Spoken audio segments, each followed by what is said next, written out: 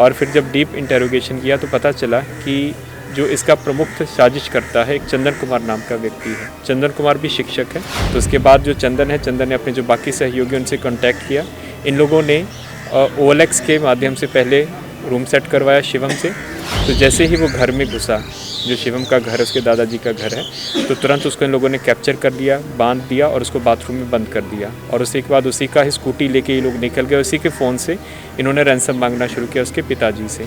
अगर सीधा पुलिस अपने उसमें जाती, वर्दी में जाती, तो हो सकता है कि अंदर कोई होता तो उसको क्षति कर सकता। विद्यार्थी ने ही किया अपने ही गुरु का अपहरण। जी हाँ, बिल्कुल आप सही सुन रहे हैं। शास्त्रीनगर थाना अंतर्गत क्षेत्र का मामला, जिसका उद्भेदन पटना के SSP ने कर दिया है। मगर चौंकाने वाला खुलासा शिक्षक जो कि सट्टा खेला करता था, शिक्षक जो सट्टे में कर्ज में डूब चुका था, उसका अपहरण खुद विद्यार्थी ने ही किया और फिरौती भी मांगी।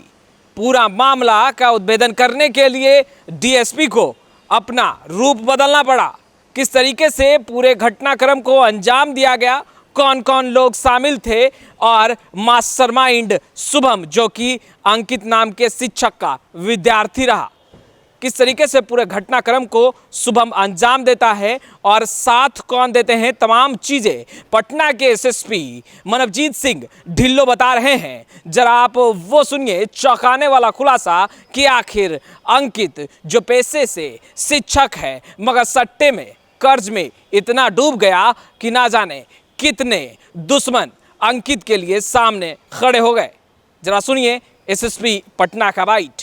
कि एक ही घटना हुई थी। एक प्राइवेट कोचिंग का जो शिक्षक है, जो केमिस्ट्री पढ़ाता है, अंकित कुमार करके। अंकित कुमार मूल रूप से बेगूसराय के रहने वाले हैं, लेकिन तकरीबन 15 साल से यहीं पे रह के पढ़ रहा है और उसके बाद कोचिंग चलाते हैं। तो उसका अपहरण की बात हुई थी। शास्त्रीनगर थाना में उसका केस दर्ज हुआ था और उसी रात उसकी रिकवरी भी हो गई थी। लेकिन ये पूरी घटनाक्रम को लेकर बहुत संदेह भी था, बहुत अलग अलग से वो था कि क्यों हुआ ये सब।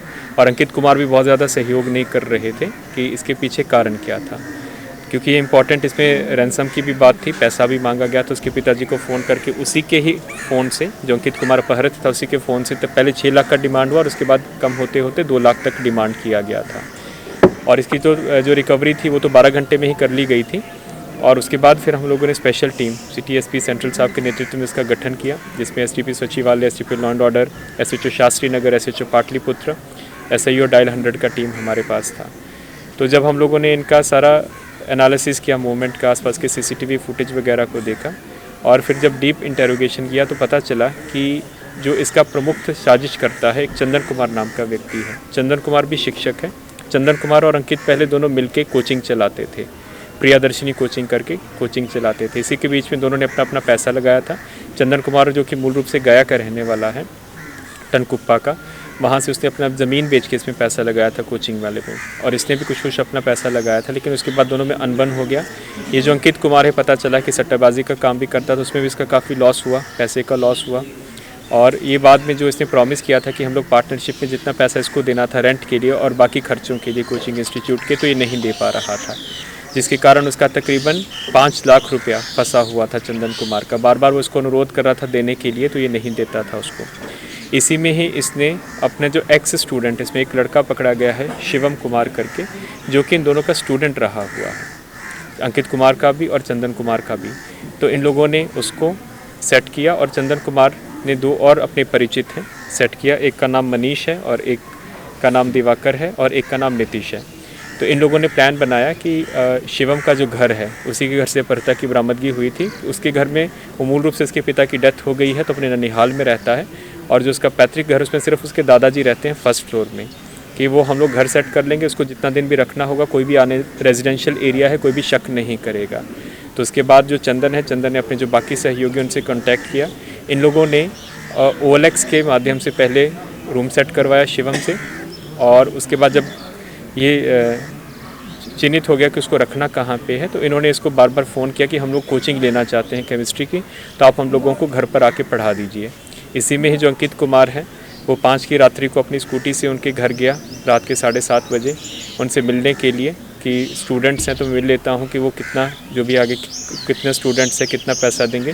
तो जैसे ही वो घर में घुसा, जो शिवम का घर है, उसके दादाजी का घर है, तो तुरंत उसको इन लोगों ने कैप्चर कर लिया, बांध दिया और उसको बाथरूम में बंद कर दिया। और उसी के बाद उसी का ही स्कूटी लेके ये लोग निकल गए। उसी के फ़ोन से इन्होंने रैंसम मांगना शुरू किया उसके पिताजी से।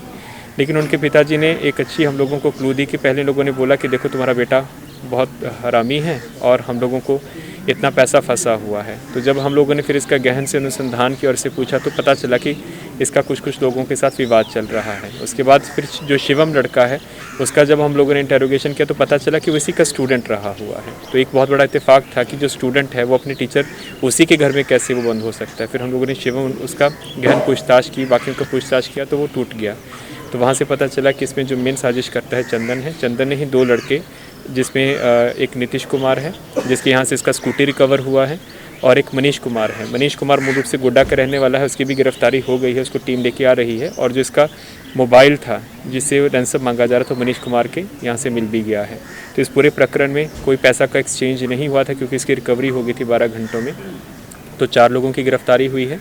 प्रमुख साजिशकर्ता चंदन कुमार, देन शिवम कुमार जिसके घर में इसको रखा गया था जो कि इसका स्टूडेंट भी है, और मनीष कुमार चौहान जो कि गोड्डा से गिरफ्तार हुआ, नीतीश कुमार जो कि चंदन का दोस्त है जिसके यहाँ पे इन्होंने स्कूटी रखा हुआ था और वो भी इसमें इन्वॉल्व था। इसमें एक अभियुक्त बचा हुआ है और शीघ्र उसकी भी गिरफ्तारी हो जाएगी। तो इसका भेदन किया। बिल्कुल बिल्कुल, क्योंकि ये जब यहाँ से जब ये लोग चले गए थे, पैसा मांगने के लिए चले गए थे, तो उसको थोड़ा सा मौका मिला था अपने आप को, जो उसको बांधा हुआ था, तो उसने फिर चिल्लाना शुरू किया। तो उसके बाद क्योंकि आसपास के लोग को लग रहा था कि यहाँ पे स्टूडेंट्स वगैरह रहते हैं तो ऐसे ही कोई मजाक कर रहा है, तो कुछ सूचना प्राप्त हुई। तो अब ये भी था कि अब अंदर हो सकता है कि कोई और भी हो।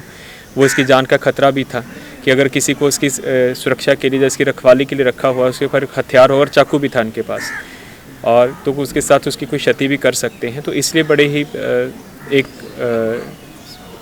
टेक्निक से भेजा गया और ये उनको बताया गया कि हम लोग किसी और काम से आए हुए हैं। तो इसी में ही, लेकिन वो था कि बाहर पता चला था कि बाहर ताला लगा हुआ है। तो अंदर से बात हो तो उसने बोला कि आपको कोई और नज़र आ, तो उसने बोला कि कोई नहीं है। जब भले संतुष्ट हो गए कि अंदर कोई नहीं है जिसको क्षति नहीं पहुंचा सकता, उसके बाद फिर वहाँ पे उसको किया गया। अगर सीधा पुलिस अपने उसमें जाती, वर्दी में जाती, तो हो सकता है कि अंदर कोई होता तो उसको क्षति कर सकता था। पहले 6 लाख का डिमांड किया गया था, उसके बाद उसके पिताजी के 2 लाख तक हो गया था। लेकिन जब तक कोई पैसे का एक्सचेंज होता तब तक वो रिकवर हो चुका था। तो कहीं भी पैसे का एक्सचेंज नहीं हुआ है। और इसमें ये भी पता चला है कि उसने काफ़ी पैसा सट्टेबाजी में हारा है और चंदन का काफ़ी पैसा भी उसने अपने पास रखा हुआ था।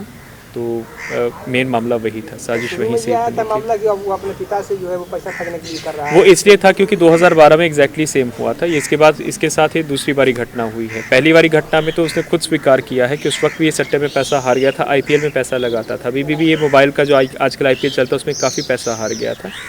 तो उसमें इसने खुद ही अपने आप को गायब कर लिया था और फिर 6,000 के 8,000 रुपये पिताजी से लिया था और फिर अपने आप हो गया। तो उसमें कोई केस प्रतिवेदित नहीं हुआ था, ये 2012 की बात है। लेकिन इस वाले में उसने खुद नहीं किया है। इस वाले में क्योंकि पैसे की उसने रखा हुआ था, इनको पैसा वो बार बार अनुरोध कर रहा था, नहीं दे रहे थे।